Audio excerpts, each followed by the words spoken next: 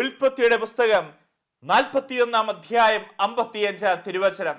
നിങ്ങൾ ജോസഫിന്റെ പക്കലേക്ക് പോകുക, അവൻ നിങ്ങളോട് പറയുന്നത് നിങ്ങൾ ചെയ്യുക. ഈ ആധുനിക കാലഘട്ടത്തിൽ ഫ്രാൻസിസ് മാർപ്പാപ്പ ദൈവജനത്തെ അവിടുന്ന് ഉത്ബോധിപ്പിക്കുകയാണ്. നിങ്ങൾ മാർ യോസേപ്പിന്റെ പക്കലേക്ക് പോകുക, അവൻ നിങ്ങളോട് പറയുന്നത് നിങ്ങൾ ചെയ്യുക. ഫ്രാൻസിസ് മാർപ്പാപ്പ വിശുദ്ധ യൗസേപ്പ് പിതാവിന്റെ വലിയ ഭക്തനാണ്. അതുകൊണ്ട് തന്നെ ഈ വർഷം പ്രത്യേകമായി വിശുദ്ധ യൗസേപ്പ് പിതാവിന് അവിടുന്ന് സമർപ്പിച്ചിരിക്കുകയാണ്. ഓരോ അപ്പനും അമ്മയും തിരിച്ചറിയണം, ദൈവത്തിന്റെ വരദാനമാണ് കുടുംബത്തിന്റെ മാതൃത്വവും പിതൃത്വവും എല്ലാം. ഇത് ദൈവത്തിന്റെ വലിയ ശക്തിയാണ്. ഈ വരദാനം സ്വീകരിച്ചിരിക്കുന്നവരാണ് കുടുംബത്തിന്റെ അപ്പമായി തീരേണ്ട അപ്പൻ, കുടുംബത്തിന് വിളക്കായി തീർന്നിരിക്കുന്ന അമ്മ. ദൈവത്തിന്റെ സൃഷ്ടികർമ്മത്തിൽ അവർ പങ്കാളികളാവുകയാണ്. ലോകത്തെ നിലനിർത്തുവാനുള്ള ദൈവത്തിന്റെ വരദാനമാണ് കുടുംബത്തിന്റെ അപ്പനും അമ്മയും സ്വീകരിച്ചിരിക്കുന്നത്. ആധുനിക കുടുംബങ്ങൾക്ക് വലിയ മാതൃകയാണ് വിശുദ്ധ യൗസേപ്പ് പിതാവ്. ഈ കാലഘട്ടത്തിൽ കുടുംബങ്ങൾ തകർന്നിട്ടുണ്ടോ, അതിന്റെ പിന്നിൽ കാണാൻ സാധിക്കും. ആ കുടുംബത്തിന്റെ പിതൃത്വം തകർന്നു പോയപ്പോഴാ കുടുംബം തകർന്നു പോയേക്കുന്നത്. കുടുംബത്തിന്റെ മാതൃത്വം തകർന്നു പോയപ്പോഴാണ് ആ കുടുംബം തകർന്നു പോയേക്കുന്നത്. ഈ കുടുംബത്തിന്റെ പിതൃത്വവും മാതൃത്വവും ഇത് ദൈവത്തിന്റെ വരദാനമാണെന്നും ദൈവത്തിന്റെ ശക്തിയാണെന്നും ദൈവത്തിന്റെ സൃഷ്ടികർമ്മത്തിൽ ഞങ്ങൾ പങ്കുകാരാവുകയാണ് എന്ന് ഓരോ കുടുംബത്തിന്റെ മാതാപിതാക്കൾക്ക് ഈ വലിയ ഉറപ്പുണ്ടാകണം. പ്രിയപ്പെട്ടവരെ, ഏതാനും നാളുകൾക്ക് മുമ്പ് ഒരു വ്യക്തി എന്നോട് പറഞ്ഞത് ഇങ്ങനെയാണ്: അച്ഛാ, ഇനി ഞാൻ ജീവിച്ചിട്ട് എന്താ കാര്യം? എനിക്ക് മരിച്ചാൽ മതി. എത്ര ഉറങ്ങിയാലും എനിക്ക് ഉറക്കം വരില്ലാത്ത അവസ്ഥയിലാ. എത്ര കിടന്നാലും എൻ്റെ ഉള്ളിൽ നിന്ന് ആ നൊമ്പരം എന്നെ വിട്ടുപോകുന്നില്ല. ഞാൻ എവിടെയൊക്കെ പോയാലും എൻ്റെ ഉള്ളിൽ നിന്ന് ആ വേദന വിട്ടുപോകുന്നില്ല. ഞാൻ ആ മകനോട് ചോദിച്ചു, എന്തു പറ്റി? അവൻ പറയുകയാണ്, എന്നെ ജീവപര്യന്തം ശിക്ഷിക്കപ്പെട്ടിരിക്കുന്ന ഒരു ജയിൽ പുള്ളിയാണ്. എൻ്റെ അവസ്ഥ എന്താണെന്നറിയോ? ഞാൻ ഒരു മദ്യപാനിയായ വ്യക്തിയായിരുന്നു. മദ്യലഹരിയിൽ ഞാൻ എന്തും കാണിച്ചു കൊട്ടും. എൻ്റെ ഭാര്യയെ തല്ലും, ഇടിക്കും. എൻ്റെ കയ്യിൽ കിട്ടുന്ന മുഴുവൻ ഞാൻ തകർത്ത് കളയും. ഒരുപക്ഷേ എൻ്റെ കയ്യിൽ കിട്ടുന്നത് എന്തും എടുത്ത് ഞാൻ എൻ്റെ ഭാര്യയെ അടിക്കുമായിരുന്നു. അങ്ങനെ ആ മദ്യലഹരിയിൽ അദ്ദേഹം കാണിച്ചു കൂട്ടുന്ന ഈ പ്രതിസന്ധികളുടെ മുമ്പിൽ ഈ ഭാര്യയ്ക്കൊന്നും പറയാനില്ല. എന്നാൽ ഒരു ദിവസം ഇദ്ദേഹം മദ്യപിച്ച് ലക്ക് കെട്ട് വീട്ടിലേക്ക് വന്നിരിക്കുക. ഈ ഭാര്യ, പാവ സ്ത്രീ, ഈ സ്ത്രീയെ എത്രമാത്രം അടിക്കാൻ സാധിക്കുന്നുവോ, തല്ലാൻ സാധിക്കുന്നുവോ ഈ മനുഷ്യൻ തല്ലി. ഈ മദ്യലഹരിയിൽ അദ്ദേഹത്തിന് എന്താ ചെയ്യുന്നതെന്ന് പോലും ബോധമില്ലാത്ത അവസ്ഥയാ. അദ്ദേഹത്തിന് 3 വയസ്സുള്ള ഒരു കുഞ്ഞുണ്ടായിരുന്നു. ഈ കുഞ്ഞിനെ ഈ പിതാവ് ചെയ്ത് എന്താണെന്നറിയോ? ആ കുഞ്ഞിന്റെ കാലെ പിടിച്ച് നിലത്തിട്ട് അടിക്കുക. ആ കുഞ്ഞ് അവിടെ മരിച്ചു വീഴുക. ഈ അപ്പൻ നൊമ്പരപ്പെട്ടുകൊണ്ട് എന്നോട് പറയുക, അച്ഛാ, എനിക്കിനി ജീവിച്ചിട്ട് എന്താ കാര്യം? എന്നെ തൂക്കി കൊന്നാൽ പോലും എനിക്ക് പരിഹാരമാകൂ അച്ഛാ. കാരണം അത്രയും വലിയൊരു പാപമല്ലേ ഞാൻ ചെയ്തിരിക്കുന്നത്. കണ്ടോ പ്രിയപ്പെട്ടവരെ, ഒരു കുടുംബത്തിന്റെ പിതൃത്വം തകർത്ത് കളയുന്ന, ദൈവത്തിന്റെ വരദാനമായി ഈ പിതൃത്വം തകർത്ത് കളയുന്ന അനേകം കുടുംബങ്ങളെ ഈ കാലഘട്ടത്തിൽ നമുക്ക് കാണാൻ സാധിക്കും. ചില ദിവസങ്ങളിൽ പത്രങ്ങൾ എടുത്തു നോക്കിയേ, കുടുംബനാഥൻ കുടുംബാംഗങ്ങൾക്ക് മുഴുവൻ വിഷം കൊടുത്ത് ആത്മഹത്യ ചെയ്തതിന്റെ ചിത്രങ്ങളും വാർത്തകളും നാം പത്രത്തിൽ കാണുന്നില്ലേ? എവിടെയാ ഇതിന്റെ തകർച്ച? കുടുംബത്തിന്റെ പിതൃത്വം തകരുമ്പോൾ, കുടുംബത്തിന്റെ മാതൃത്വം തകരുമ്പോൾ അവിടെ സംഭവിക്കുന്നതാണ്. ഇത് ദൈവത്തിന്റെ വരദാനമാ, ഇത് ദൈവത്തിന്റെ ശക്തിയാ. ദൈവത്തിന്റെ കരകളിൽ നിന്ന് ഈ വരദാനം സ്വീകരിച്ചിരിക്കുന്നവരാ കുടുംബത്തിന്റെ മാതാപിതാക്കൾ. വിശുദ്ധ യൗസേപ്പ് പിതാവിനെ ഈ വർഷം പ്രത്യേകമായി നമ്മുടെ ഓരോരുത്തരുടെയും കുടുംബങ്ങളുടെ മധ്യസ്ഥനായി അവിടുന്ന് പ്രഖ്യാപിച്ചിരിക്കുകയാണ് ഫ്രാൻസിസ് മാർപ്പാപ്പ. വിശുദ്ധ യൗസേപ്പ് പിതാവിനെ വർഷം പ്രഖ്യാപിച്ചിരിക്കുകയാണ്. എന്നാൽ വിശുദ്ധ യൗസേപ്പ് പിതാവിനെ എന്തുകൊണ്ടാണ് ദൈവം തെരഞ്ഞെടുത്തത്? ദൈവം തെരഞ്ഞെടുത്തതിന് കാരണമുണ്ട് പ്രിയപ്പെട്ടവരെ. ദൈവത്തെ ആരാധിച്ച ഒരു തലമുറയെ ദൈവം അവിടുന്ന് അനുഗ്രഹിക്കാം. എന്താണ് യൗസേപ്പ് പിതാവിന്റെ വംശാവലിയിൽ നാം കാണുന്നത്? അവൻ ദാവീദിന്റെ വംശത്തിലും ഗോത്രത്തിലും പെട്ടവനായിരുന്നു. ദാവീദിന്റെ വംശത്തിലും ഗോത്രത്തിലും പെട്ടവനായിരുന്നു. ഈ ദാവീദ് ഗോത്രത്തിന്റെ പ്രത്യേകത എന്താ? ആ ദാവീദ് ഗോത്രത്തിൽ നമുക്ക് കാണാൻ സാധിക്കും, ആ ഗോത്രത്തിൽ ദൈവത്തെ ആരാധിച്ച ഒരു വീര മനുഷ്യനുണ്ടായിരുന്നു. അവന്റെ പേരാണ് ദാവീദ്. അതുപോലെ തന്നെ ആ വംശാവലി കാണുകയാണ് ദൈവത്തെ ആരാധിക്കുന്ന ഒരു മകനെ. അവനാണ് യൗസേ പിതാവ്. ദൈവത്തെ ആരാധിക്കുന്നവൻ. എന്തുകൊണ്ട് ദൈവത്തെ ആരാധിക്കുന്ന ഒരു കുടുംബത്തെ, ഒരു ഗോത്രത്തെ, ഒരു തറവാടിനെ ദൈവം തെരഞ്ഞെടുത്തത്? അതിന്റെ പിന്നിൽ കാണാൻ സാധിക്കാം, സ്വർഗത്തിൽ ദൈവത്തിന്റെ മുമ്പിൽ അനവരതം മാലാഖമാര് അവിടുന്ന് ഹല്ലേലൂയ പാടിക്കൊണ്ടിരിക്കുകയാണ്. സ്വർഗം മുഴുവൻ ദൈവത്തെ ആരാധിച്ചു കൊണ്ടിരിക്കുക. എന്നാൽ ദൈവത്തെ ആരാധിച്ചു കൊണ്ടിരിക്കുമ്പോൾ ഈ ദൈവത്തിന്റെ പുത്രന് ഈ ലോകത്തിൽ ജനിക്കുവാൻ, വചനം മാംസമാകുവാൻ ഒരു സ്ഥലം വേണം. ആ സ്ഥലം എങ്ങനെയുള്ള സ്ഥലമായിരിക്കണം? ദൈവത്തെ ആരാധിക്കുന്ന ഗോത്രമാവണം, ദൈവത്തെ ആരാധിക്കുന്ന ഒരു വംശമായി തീരണം. അതുകൊണ്ടാണ് ജോസഫിന്റെ വംശത്തെ ദൈവം തെരഞ്ഞെടുത്തത്. ദാവീദിന്റെ വംശത്തിൽപ്പെട്ടവനെ അവിടുന്ന് തെരഞ്ഞെടുത്തത് നമ്മൾ കാണുകയാണ്. വെളിപ്പാടിന്റെ പുസ്തകം 19-ാം അധ്യായം സ്വർഗത്തെ കുറിച്ച് ഇങ്ങനെയാണ് പറയുന്നത്. സിംഹാസനത്തിൽ നിന്ന് ഒരു സ്വരം കേട്ടു, ദൈവത്തിന്റെ ദാസരും അവിടുത്തെ ഭയപ്പെടുന്നവരും ചെറിയവരും വലിയവരുമായ നിങ്ങൾ എല്ലാവരും നമ്മുടെ കർത്താവിനെ സ്തുതിക്കുവിൻ. പിന്നെ വലിയ ജനക്കൂട്ടത്തിന്റെയും പെരുവെള്ളത്തിന്റെയും ഗംഭീരമായ ഇടിമുഴക്കത്തിന്റെയും ശബ്ദം പോലെയുള്ള ഒരു സ്വരം ഞാൻ കേട്ടു. ഹല്ലേലൂയ! സർവശക്തരും നമ്മുടെ കർത്താവുമായ ദൈവം വാഴ്ത്തപ്പെട്ടവനാകട്ടെ. നമുക്ക് ആഹ്ലാദിക്കാം, ആഹ്ലാദിച്ച് ആർപ്പ് വിളിക്കാം. കണ്ടോ പ്രിയപ്പെട്ടവരെ, ജനക്കൂട്ടത്തിന്റെയും പെരുവെള്ളത്തിന്റെയും ഗംഭീരമായ ഇടിമുഴക്കത്തിന്റെ ശബ്ദം ഞാൻ കേട്ടു. ഹല്ലേലൂയ എന്ന്. കണ്ടോ പ്രിയപ്പെട്ടവരെ, സ്വർഗത്തിൽ ദൈവത്തിന് അനവരതം മാലാഖമാര് സ്തുതിഗീതങ്ങൾ പാടിക്കൊണ്ടിരിക്കുക. വീണ്ടും നമ്മൾ കണ്ടുമുട്ടിയ ഉസിയ രാജാവ് മരിച്ച വർഷം ഇത് യെശയ്യാ ദേവാലയത്തിലേക്ക് കടന്നു വെല്ലുമ്പോൾ യെശയ്യാ പ്രവാചകനുണ്ടായ ദർശനം, യെശയ്യാ പ്രവാചകന്റെ പുസ്തകം 6-ാം അധ്യായം 1 മുതലുള്ള തിരുവചനങ്ങൾ കാണുകയാണ്. ഇവിടെ വചനം ഇങ്ങനെയാണ് പറയുന്നത്, ഉസിയ രാജാവ് മരിച്ച വർഷം കർത്താവ് ഉന്നതമായ സിംഹാസനത്തിൽ ഉപവിഷ്ടനായിരിക്കുന്നത് ഞാൻ കണ്ടു. അവിടുത്തെ വസ്ത്രാഞ്ചലം ദേവാലയം മുഴുവൻ നിറഞ്ഞിരുന്നു. അവിടുത്തെ ചുറ്റും സെറാഫുകൾ നിന്നിരുന്നു. അവയ്ക്ക് 6 ചിറകുകൾ വീതം ഉണ്ടായിരുന്നു. 2 ചിറകുകൾ കൊണ്ട് മുഖവും 2 കൊണ്ട് പാദങ്ങളും മറച്ചിരുന്നു. 2 ചിറകുകൾ പറക്കാൻ ഉള്ളവയായിരുന്നു. അവർ പരസ്പരം ഉദ്ഘോഷിച്ചു കൊണ്ടിരുന്നു, പരിശുദ്ധൻ പരിശുദ്ധൻ, സൈന്യങ്ങളുടെ കർത്താവ് പരിശുദ്ധൻ. ഭൂമി മുഴുവൻ അവിടുത്തെ മഹത്വം നിറഞ്ഞിരുന്നു. അവിടെ ശബ്ദഘോഷത്താൽ ഭൂമുഖത്തിന്റെ അടിസ്ഥാനങ്ങൾ ഇളകുകയും ദേവാലയം ധൂമപൂരിതമാവുകയും ചെയ്തു. കണ്ടോ പ്രിയപ്പെട്ടവരെ, അവിടെ ദൈവത്തെ ആരാധിക്കുന്ന മാലാഖമാരെ കുറിച്ച് പറയുകയാണ്. ഈ മാലാഖമാർ ഏതു സമയവും ദൈവത്തെ ആരാധിച്ചു, പരിശുദ്ധൻ പരിശുദ്ധൻ പരിശുദ്ധൻ. സ്വർഗവാസികൾ എപ്പോഴും ദൈവത്തിന് ആരാധന അർപ്പിച്ചു. ഇതുപോലെ തന്നെ ദൈവത്തിന് ആരാധന അർപ്പിക്കുന്ന ഒരു വംശം, ഒരു ഗോത്രം ദൈവത്തിന് വേണം. അപ്പോൾ ദൈവം കണ്ടെത്തി, ഈ ഭൂമിയിൽ ദാവീദിൻ വംശത്തിൽ ജോസഫ് എന്ന് പറയുന്ന ആരാധന വീരനായ മനുഷ്യനെ ദൈവം കണ്ടെത്തുകയാണ്. എന്താണ് ദാവീദിന്റെ പ്രത്യേകത? ദാവീദ് ദൈവത്തെ ആരാധിച്ചവരാ. വാഗ്ദാന പേടകത്തിന് മുമ്പിൽ അവൻ ദൈവത്തെ ആരാധിച്ച് നൃത്തം ചെയ്തു. ഇതുപോലെ തന്നെ ദാവീദ് ദൈവത്തെ ആരാധിച്ചപ്പോൾ ഉടുതുടി പോലും അവന് പറഞ്ഞു പോയത് അവൻ അറിഞ്ഞില്ല.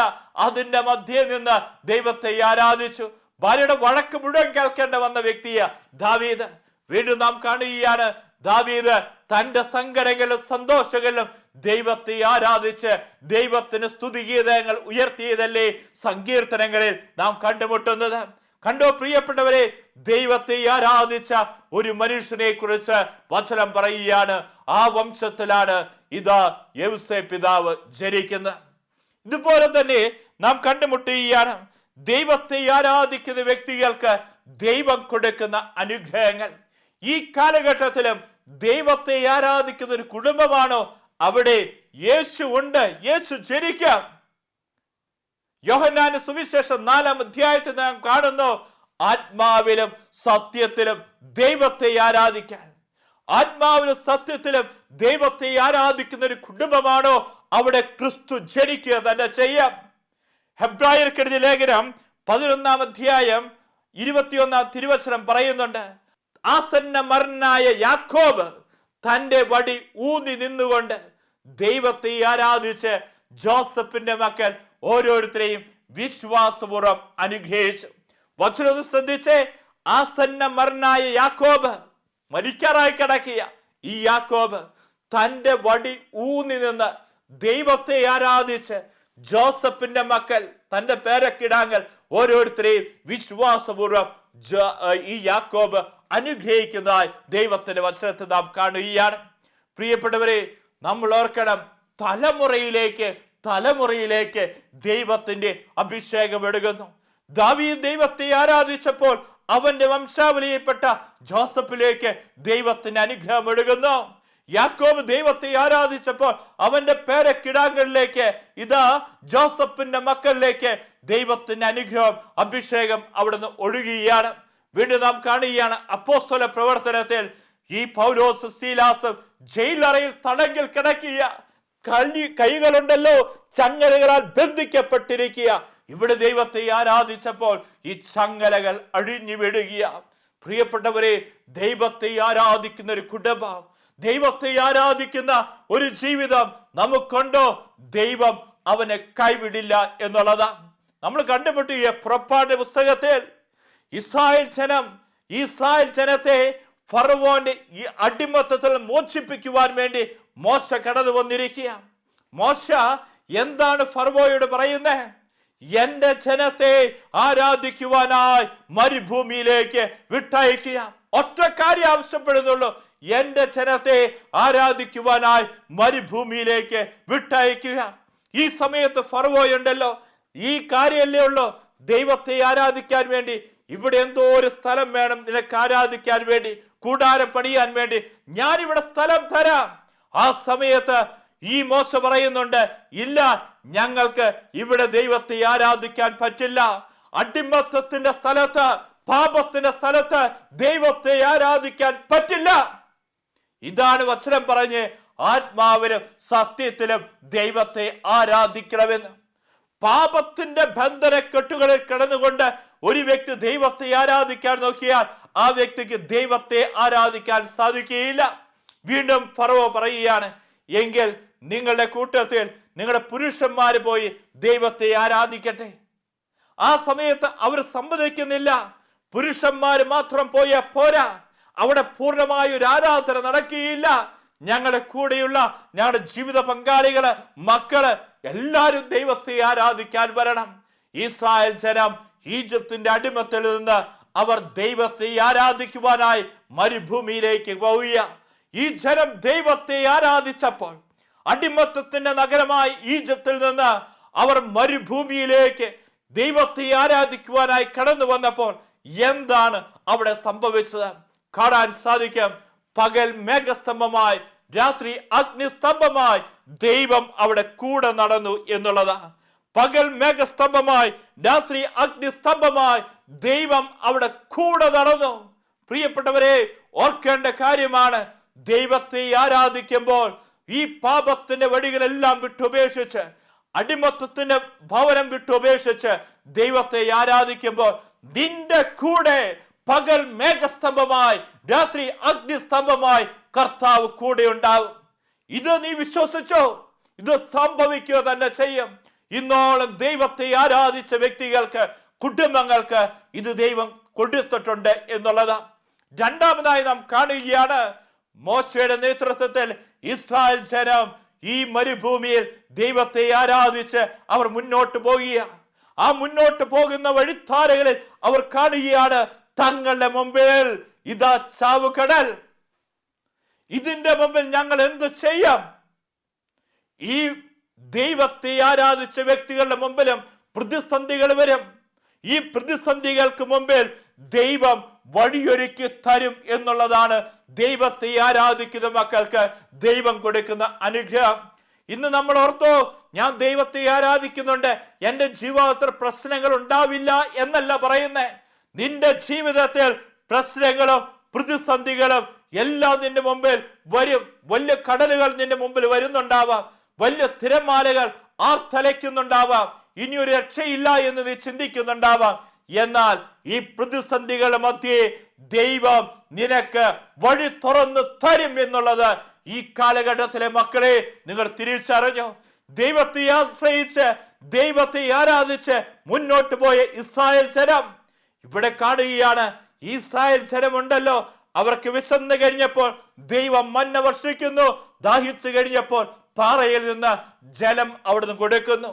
ഈ കാലഘട്ടത്തിലും ദൈവത്തെ ആരാധിക്കുന്ന കുടുംബങ്ങൾ പാപത്തിന്റെ വഴി വിട്ടുപേക്ഷിച്ച്, ലോകത്തിന്റെ വഴി വിട്ടുപേക്ഷിച്ച് ഇതാ കർത്താവിന്റെ കൂടെ ജീവിക്കുന്ന കുടുംബങ്ങൾ ഈ കാലഘട്ടത്തിലുണ്ടോ?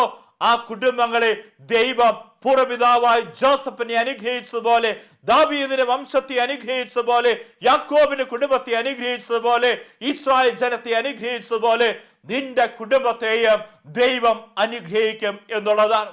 ദൈവത്തെ ആരാധിക്കുവാൻ ഒന്ന്, നിന്റെ കുടുംബവും ഇടവകയിലെ ബലിപീഠവും തമ്മിൽ ഒരു ആത്മീയ ബന്ധം നീ സ്ഥാപിച്ചെടുക്കണം.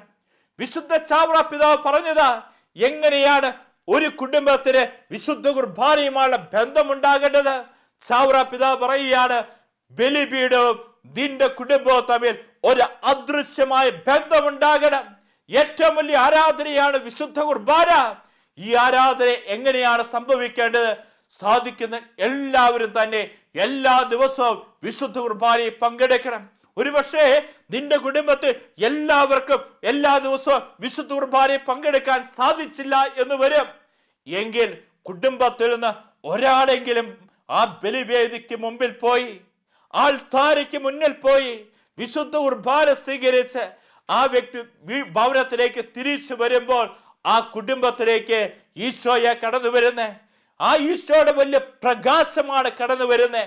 അതുകൊണ്ടാണ് ചാവറ പിതാവ് പറഞ്ഞ്, നിന്റെ കുടുംബവും ഇടവയിലെ ബലിപീഠവും തമ്മിൽ ഒരു ആത്മീയ ബന്ധം നീ കാത്തു സൂക്ഷിക്കണം.